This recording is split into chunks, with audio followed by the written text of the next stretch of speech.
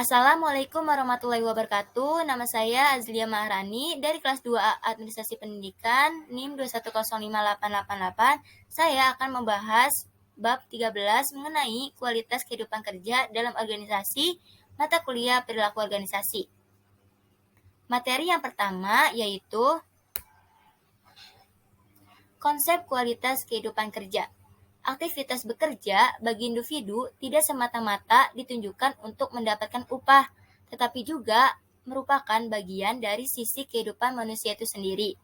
Sehingga kondisi kerja yang sehat merupakan faktor penting bagi produktivitas kerja dan kesehatan orang-orang yang bekerja. Mutu atau kualitas kehidupan kerja disebut juga upaya untuk memanusiakan lingkungan kerja.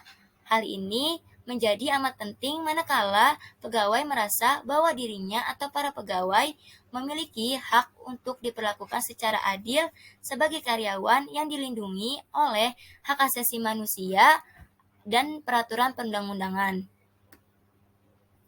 Kualitas kehidupan kerja merupakan terjemahan dari Quality of Work Life atau disingkat sebagai QWL. Istilah ini masih jarang menjadi isu penting dalam penyelenggaraan kepegawaian di Indonesia. Namun demikian, keberadaan QWL dalam keseharian kerja dinilai memiliki keterkaitan yang perlu diperhatikan oleh para pemimpin organisasi karena terkait dengan produktivitas dan kinerja pegawai. Pendapat Nadler dan Lawler ini memandang QWL sebagai sebuah perhatian atau kepedulian tentang dampak kerja atau pekerjaan terhadap orang atau efektivitas organisasi yang digabungkan dengan upaya untuk mengikutsertakan pegawai dalam pemecahan masalah dan pembuatan keputusan. Dapat dipahami bahwa QWL ini terkait dengan manajemen lembaga, khususnya bagaimana melibatkan pegawai dalam pemecahan masalah dan pembuatan keputusan organisasi. Selanjutnya, Stan Kosen mengemukakan bahwa mutu kehidupan kerja mengacu kepada bagaimana efektifnya lingkungan pekerjaan memenuhi keperluan-keperluan pribadi dan nilai-nilai karyawan. Di sini ada 8 kategori utama mutu kehidupan kerja menurut Richard Walton. Yang pertama, kompensasi yang memadai dan wajar. Yang kedua, kondisi yang aman dan sehat. Yang ketiga, kesempatan untuk mengembangkan. Yang keempat, kesempatan untuk pertumbuhan. Yang kelima, perasaan yang termasuk dalam suatu kelompok. Yang keenam, hak karyawan. Yang ketujuh, kerja dan ruang keseluruhan. Dan yang ke-8, relevansi sosial kehidupan kerja. Selanjutnya ada dorongan terhadap peningkatan mutu. Yang pertama, desain organisasi klasik yang kurang memperhatikan terhadap kebutuhan manusia. Perkembangan organisasi sampai saat ini telah menjadikan organisasi sebagai sebuah sistem sosial layaknya manusia. Padahal pada awalnya organisasi dipandang sebagai wadah tempat bekerja sama orang-orang untuk mencapai tujuan bersama atau tujuan organisasi. Yang kedua, berubahnya kebutuhan dan pegawai aspirasi pegawai. Dorongan terhadap kebutuhan dan aspirasi pegawai yang terus meningkat dan mengharapkan diposisikan dapat diperlakukan secara organisasi yang lebih manusiawi. Dalam perkembangannya sampai saat ini, bermunculan organisasi serikat buruh, organisasi profesi, atau organisasi pekerja yang tujuannya ingin memperjuangkan nasib pekerja menjadi lebih baik. Dalam kajian QWL, hal ini merupakan suatu tantangan yang harus dikelola secara baik sehingga menjadi kekuatan untuk menghasilkan produktivitas pekerja yang lebih baik dari waktu ke waktu. Materi yang kedua yaitu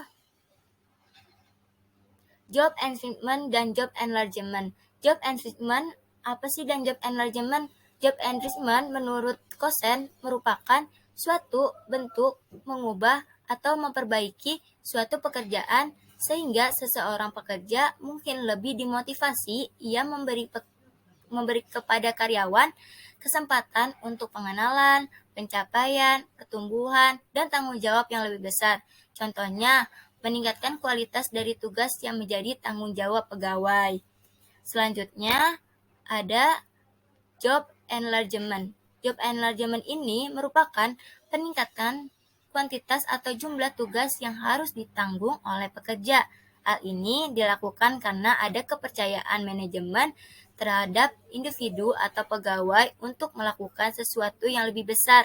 Contohnya, memberikan tugas tambahan kepada sekretaris untuk menyiapkan bahan rapat atau bahan presentasi pimpinan.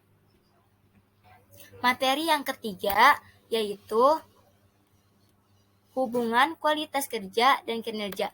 Kualitas kehidupan kerja memiliki hubungan yang positif dengan kinerja, tetapi hal ini mutlak. Artinya, jika kualitas kehidupan kerja suatu organisasi baik, maka kinerja akan lebih baik, memungkinkan menjadi lebih baik. Namun demikian, tidak semua organisasi yang kualitas kehidupan kerjanya baik akan memiliki kinerja yang baik. Hal ini disebabkan karena kinerja akan turut juga dipengaruhi oleh berbagai faktor lainnya, seperti kompetensi, kesempatan, dan lingkungan seseorang dalam melaksanakan tugasnya. Selanjutnya, materi yang terakhir yaitu materi yang keempat, masalah kualitas kehidupan kerja dalam suatu organisasi. Masalah-masalah yang sering muncul dalam penciptaan kualitas kehidupan kerja dapat diklasifikasi berdasarkan kondisi manusia, kondisi organisasi, dan kondisi fisik lingkungan kerja. Kondisi manusia berkaitan dengan karakteristik orang-orang yang ada di dalam organisasi yang membentuk kekhasan tertentu dalam waktu yang cukup lama akan menjadi budaya organisasi. Masalah yang organisasi terkait dengan berbagai kebijakan organisasi dalam menata organisasinya. Di sini juga ada masalah fisik lingkungan berkaitan dengan tingkat kenyamanan pegawai dalam menjalankan organisasinya. Pemecahan masalah mutu kehidupan kerja dalam organisasi dapat ditangani melalui beberapa hal diantaranya.